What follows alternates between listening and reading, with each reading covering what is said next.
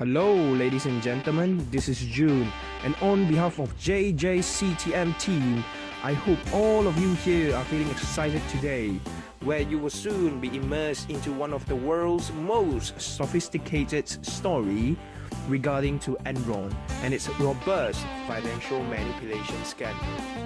So stay tuned and enjoy the video. Thank you. Enron had been the largest financial scandal since the Lehman bankruptcy event. Enron's main course of business stems from the energy industry, from oil and gas-related businesses. In 1999, their stock plunged from $90 to almost zero within a span of a year, due to an uncovering of a scandal where management executives were enriching themselves at the expense of shareholders. This was done in two ways.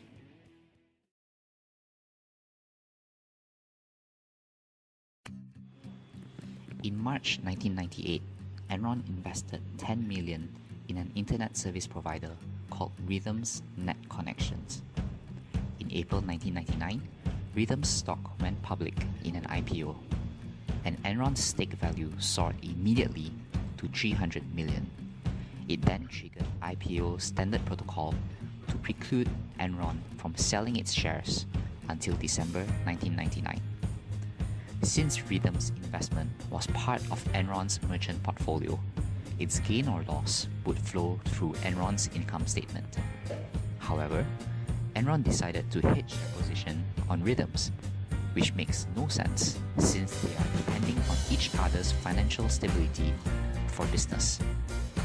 Moreover, using Enron's stock to hedge Rhythm's stock has no economic basis, since there is no reason to believe that Enron's stock might appreciate when Rhythm's stock depreciate. Enron created two SPEs, LJM1 and SwapSub, to hedge their position of Rhythm stocks. Each SPE has their own general and limited partners, creating three layers of affiliated companies. In June 1999, Enron had decided to hedge their position on Rhythm. They did this using a chain of transactions between SPEs. Firstly, they gave 3.4 million shares of Enron to LJM1 at a discounted price. LJM1 then gives money and half the amount of Enron stocks that they had to SwapSub. Finally, SwapSub underwrites the put option for Rhythm stocks to Enron. After some time, Enron deemed that the hedge was a failure, as it had volatile effects on Enron's income statement. In March 2000, Enron decided to close out the position by unwinding the hedge.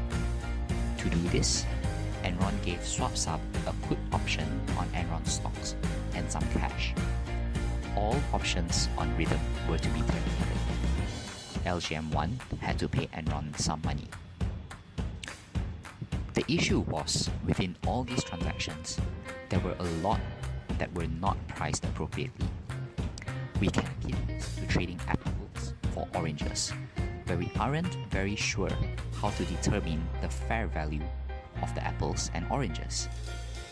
For example, LGM1 was able to write up Enron shares that they received on a discount and perform a stock split, which inflated the value of their assets. After the unwinding, Enron had reported a profit of $309 million, even though its cash position only improved by $64 million.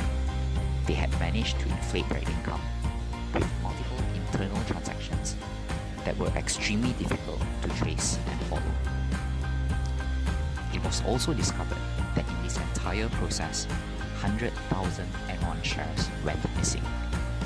They were possibly siphoned off by CFO Andrew Faster.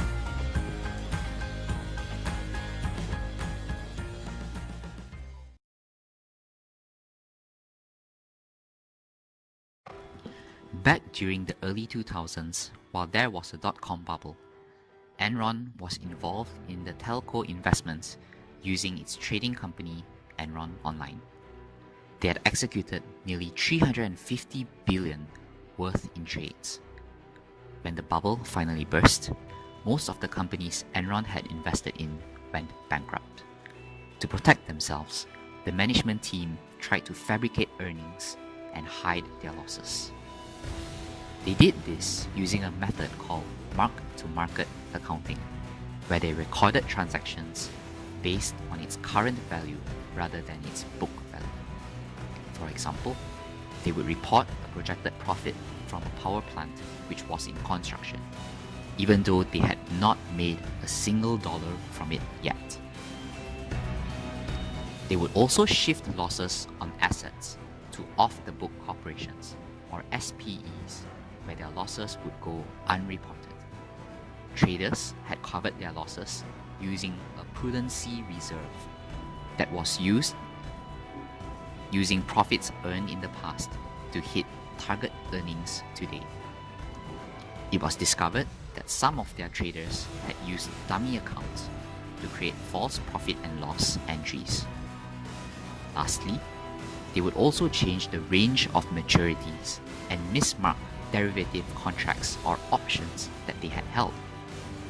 These changes were made even more aggressive when the information on these contracts were not made publicly available on the New York Mercantile Exchange. When Enron sensed its crisis, Arthur Andersen, Enron's auditor, tells its staff to destroy all Enron's files, except for the most basic documents. In October 2001, Enron disclosed a loss of $638 million and another $1.2 billion value written off balance. This had eventually caught the attention of the Securities and Exchange Commission, or the SEC, an independent federal government agency responsible for protecting investors. By November 2001, Enron finally admitted that it had been inflating its income by about $586 million since 1997. Arthur Andersen becomes a casualty of the Enron Scandal as the SEC expanded its investigation. On December 2001, Enron filed for bankruptcy. Its stock closed at only 26 cents. Since the event, the government had imposed new regulations to monitor the accuracy of financial reporting for all public listed companies. In the Malaysian context, there are several fraudulent cases that had been uncovered. In 2005, one of the largest banks in Malaysia, Southern Bank Berhad, overstated its assets by about 160 million. Besides that, Transmill Group, which was also known as the Mini Enron, overstated its revenue from 2004 to 2006 by 522 million and overstated its assets by about 341